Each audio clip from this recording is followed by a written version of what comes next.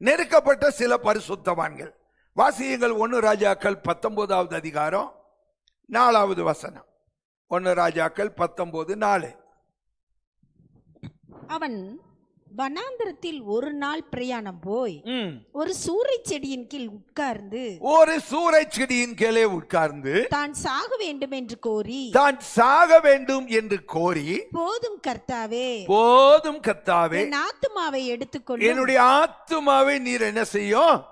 எடுத்துக்கொள்ளும். நான் என் பிதாக்களை பார்க்கிலும் நல்லவன் அல்ல என்று சொல்லி ஒரு சூரை செடி.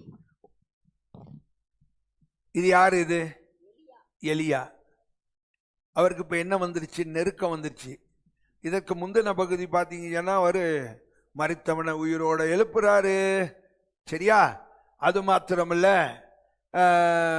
பாகால் தீர்க்கதரிசிகளை கொலை செய்தார். பயங்கரமான ஆளு. ஆண்டவருக்காக வைராக்கியமாயிருந்தார்.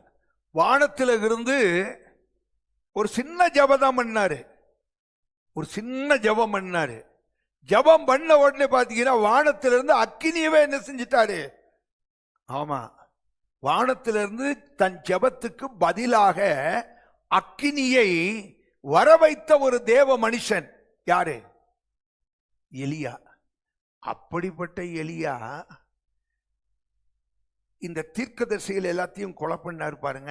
இத கேள்விப்பட்ட உடனே திருமதி யேசபேலும், யாரு? ஆகாப் ராஜாவின் மனைவி. ஆகாப் ராஜாவின் மனைவியும் ஆகாப் ராஜாவுக்கும் பயங்கரமான கோபம் வந்துருச்சு. யார் மேல? இந்த எலியா மேல. ஏன்னா அவன் பாகால்களின் பக்தன். யாரு? அவங்கெல்லாம் அவர்கள் பார்த்தீங்கன்னு சொன்னா பயங்கர கோபமும் ஆக்ரோஷமும். அப்ப இவனை கொலை செய்யணும் அப்படின்னு இவனுக்கு விரோதமாய் எழும்பி விட்டார்கள். இவன் அவர்கள் கைக்கு தப்பி என்ன செய்கிறான்? இப்பொழுது ஓடுகிறான்.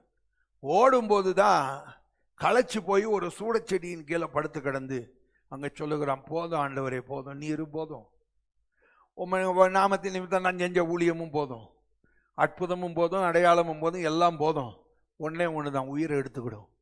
என்ன சொல்லிட்டான் அவன்? இப்ப எதை விரும்புகிறான்? செத்தா பிரச்சனை தீந்துடும் நினைக்கிறான். செத்தாதாயா பிரச்சனை அதுக்கப்புறம் வரும். சொல்றது புரியுதா?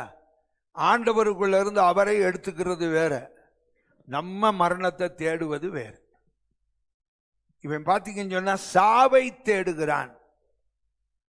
நம்முடைய நெருக்கங்கள் எல்லாவற்றுக்கும் பரிகாரம் மரணம் தானா? இல்ல. கர்த்தர் இந்த பிரச்சனைகளுக்கு எல்லாவற்றுக்கும் மத்தியிலும் கூட இந்த உலகத்துல வச்சிருக்கிறாரு தன்னுடைய பிள்ளைகளை. இந்த உலகத்திலேயே உருவாக்கி சாட்சியாய் வைக்க